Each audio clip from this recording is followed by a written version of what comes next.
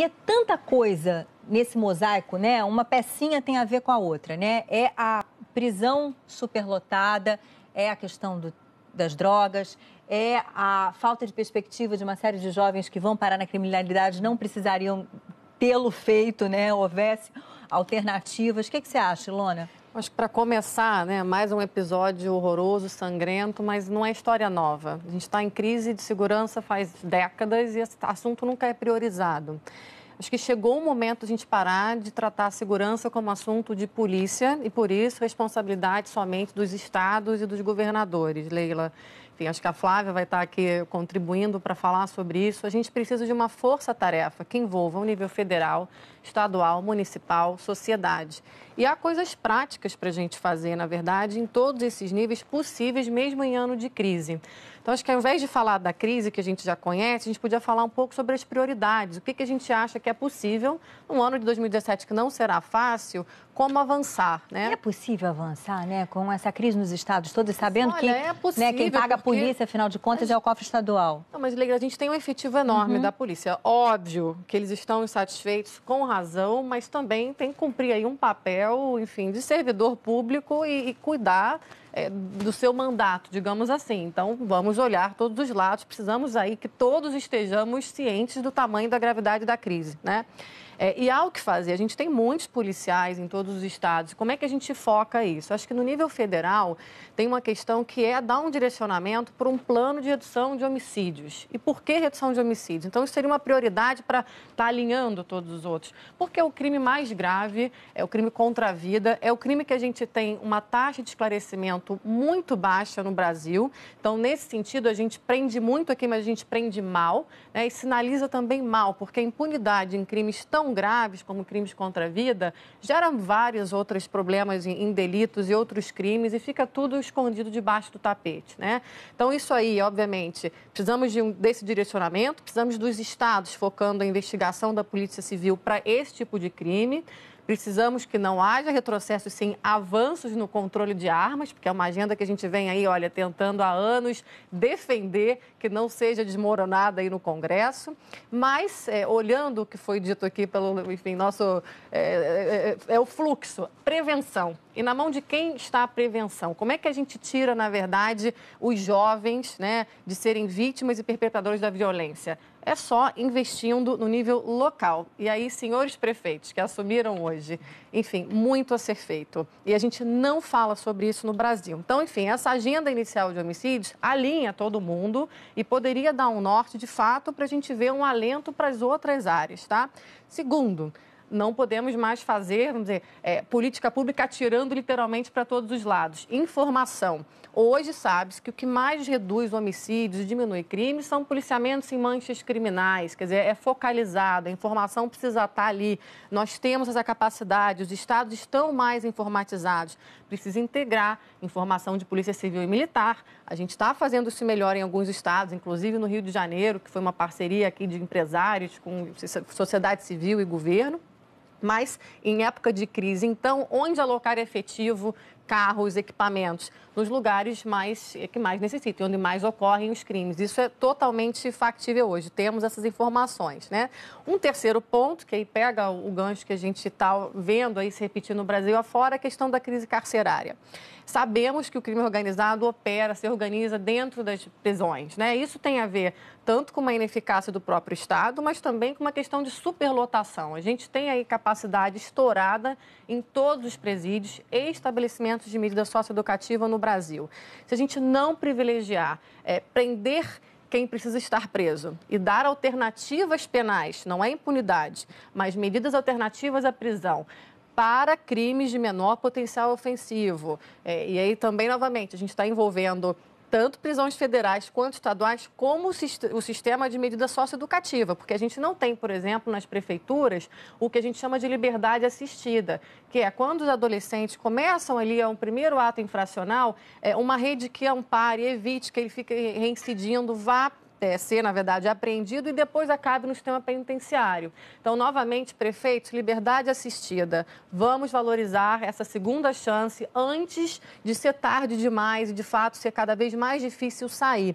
Nunca é tarde demais para uma segunda chance, mas fica mais difícil uma vez que você cai no presídio, sua vida está marcada, ninguém mais quer te empregar. Quer dizer, toda essa conscientização também, né, de que a gente está fazendo com os egressos. Não temos pena de morte, gente, então não adianta achar que a gente, enfim, vai prender, que merece sofrer. A gente precisa olhar para as pessoas lá dentro como recuperação. A gente falou aqui na sexta-feira, Leila, sobre a questão da justiça restaurativa também, que é uma outra via também de uma alternativa penal e que, enfim, tem ali como principal motivo recuperar o ser humano. E, por fim, que a gente vai falar hoje ainda, a questão da política de drogas.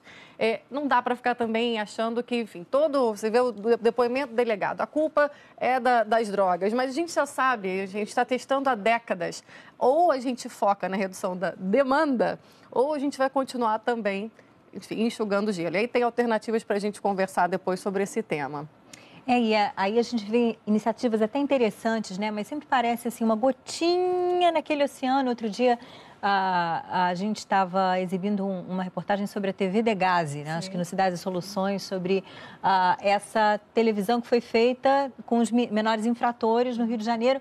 E é muito legal você ver aquele menino, né, acreditando em si mesmo. Eu acho que é uma questão de autoestima, sobretudo, assim, olha, eu posso, sabe, essa palavra está na moda, ela é feia pra caramba, mas nesse caso ela cabe, o empoderamento, entendeu? Ele está lá com a câmera, o microfone e, de alguma forma, transformando a própria vida. Mas isso é para dar um exemplozinho, né, de algo que é positivo nesse oceano turbulento onde há tanto que fazer, isso, né? Mas nesse ponto aí, Flávia, queria até te perguntar, mas essa questão da gente olhar políticas para egressos, tanto, enfim, dos dois sistemas, né? Tem temas, enfim, termos diferenciados que a gente usa, mas, de fato, os adolescentes apreendidos também estão presos.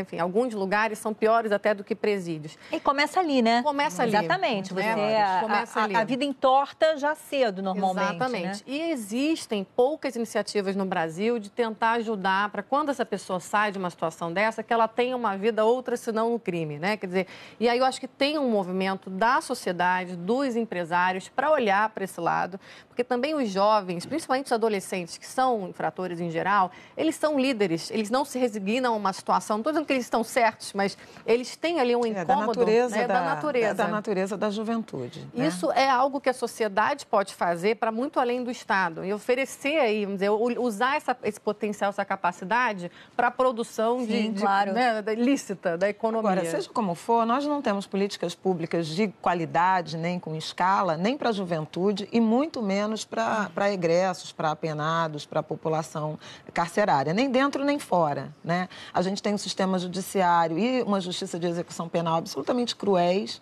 40% desse efetivo aí da nossa população carcerária não foram julgados. Então, você tem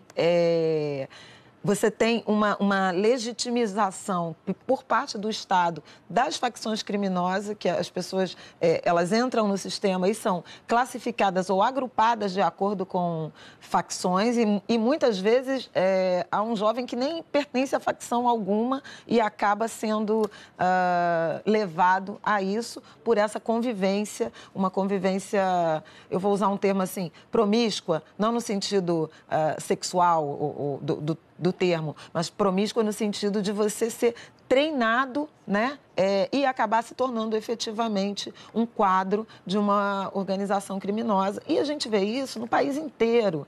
Então, falta uma articulação bem feita, né, entre o poder central e estados, e como bem lembrou a Ilona, prefeituras, para que você tenha políticas públicas orientadas, vários níveis de políticas públicas e formas de tratamento que sejam eficientes e igualitárias. Né, mal comparando, agora me ocorreu uma coisa, a gente já vai chamar Manaus rapidinho para ver como é que está a situação por lá, mas é o seguinte, né, na Europa a gente volta meio a falar, fulaninho se radicalizou, né, assim, você tem o jovem marginalizado, quando ele vai ver, ele está, né, seguindo uma vertente ali esquisita, né, de interpretação do Islã e tá cometendo atentado terrorista. Aqui, o garoto vai parar no guarda-chuva lá de uma facção criminosa, é o que acontece. Não é tão diferente, né? Não é tão a lógica diferente. perversa de um sistema... uma religião, mas é outra, não deixa de um de ser sistema que não uma foi estrutura. preparado A gente volta... Porque a gente não se interessa mesmo por isso, né? Infelizmente, a sociedade brasileira, ela se interessa pouco por esse debate, salvo quando há situações extremas, né? De violência, de brutalidade extremas. Foi perfeito a sua fala em relação aos homicídios. Realmente, a gente tem um desapreço, né, pela vida, os crimes não são apurados, as pessoas não são punidas. É uma estatística absurda, né? Assim, a América Latina tem 8% da população mundial, 33% dos homicídios. Que é isso? E no Brasil são 58 mil por ano, 58 a 60 mil por ano. Seguinte, vamos rapidinho lá para Manaus, justamente falar com a repórter Samira Benoliel, que acompanhou a entrevista coletiva lá na Secretaria de Segurança. Oi, Samira, boa tarde para você.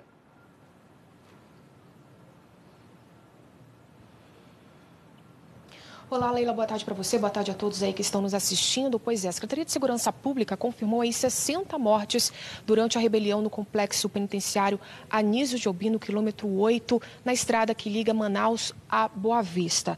Agora a situação está sob controle, eu vou pedir para o nosso repórter cinematográfico Iranilson Valente mostrar aqui, olha, as câmeras de segurança do Centro Integrado de Comando e Controle Regional, que está monitorando aqui os presídios de Manaus e principalmente um Compage. A situação, aparentemente, como a gente consegue ver agora, também está sob controle. A cúpula da segurança explicou que os líderes da rebelião tiveram apoio dos detentos do regime semiaberto do IPAT, que é a unidade prisional que fica ao lado do Compage, que ajudaram aí a fazer um buraco na muralha onde passaram armas e os detentos fugiram, né? 4 pistolas e uma espingarda calibre 12 foram recuperadas até agora na revista. No IPAT, 87 detentos fugiram, segundo a Secretaria de Segurança Pública. Já no Compage, ainda não temos essa informação porque a contagem ainda será feita e demora um pouquinho. A população carcerária lá é de 1.229 detentos. Segundo o Sérgio Fontes, que é o secretário de Segurança Pública do Amazonas, cerca de 40 já foram capturados, mas esse número muda a todo momento porque os policiais estão nas ruas aí fazendo as buscas. A Secretaria de Segurança também confirmou um total de 12 reféns durante a rebelião que começou ontem. Alguns feridos foram levados para os hospitais na cidade. E a Secretaria de Segurança também afirmou que a rebelião, na verdade, foi motivada por uma guerra de facções.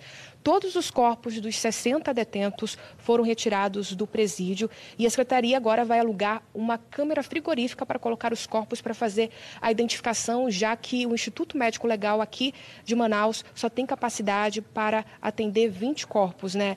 O ministro da Justiça, ele também se colocou à disposição aqui do governo do estado para ajudar em toda essa situação. Eles enviaram uma nota que eu vou ler aqui, que eles disseram que podem ajudar, inclusive para eventuais transferências para presídios federais e envio de força nacional. Uma verba de 44 milhões de reais deve ser repassada aí para o Fundo Penitenciário do Amazonas, que é para ajudar aí nesse plano de contingência. Os policiais estão nas ruas, a inteligência também foi acionada para recapturar todos esses presos. Volto com vocês, Leila. Obrigada, Samira, e bom trabalho aí para você, viu? Olha, um monte de comentários chegando aqui pra gente. Olha só, queria dizer aos debatedores do Estúdio I que cadeia não é lugar de ressocialização e sim de punição.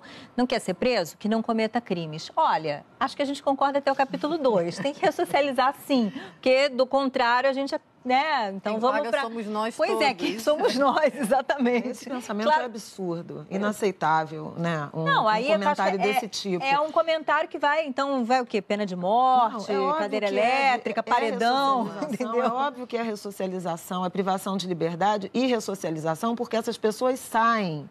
Né? As pessoas ficam presas 30 anos no Brasil, quando ficam. Inclusive porque você tem legislações de facilitação, regimes semiaberto, antecipação de liberdade. Por isso, os presídios devem ser, sim, espaços de ressocialização, porque essas pessoas sairão dos presídios e continuarão cometendo crimes se esses lugares não forem usados para preparação para uma vida honesta no mercado de trabalho, com trabalho digno, com remuneração digna. É óbvio que é espaço de ressocialização. Acho que eu vou além até numa questão, que concordo com a Flávia, e é o objetivo do sistema, não é a punição pela punição, é de fato a recuperação. Então, enfim, é uma deveria informação... ser, né? Assim, o objetivo é esse, infelizmente não é, né? O comentário, na verdade, ele está espelhando a realidade de hoje, mas essa realidade, o custo para todos nós dela é enorme e a gente não consegue mais. Mas, além disso, acho que tem uma questão de um fator humano que é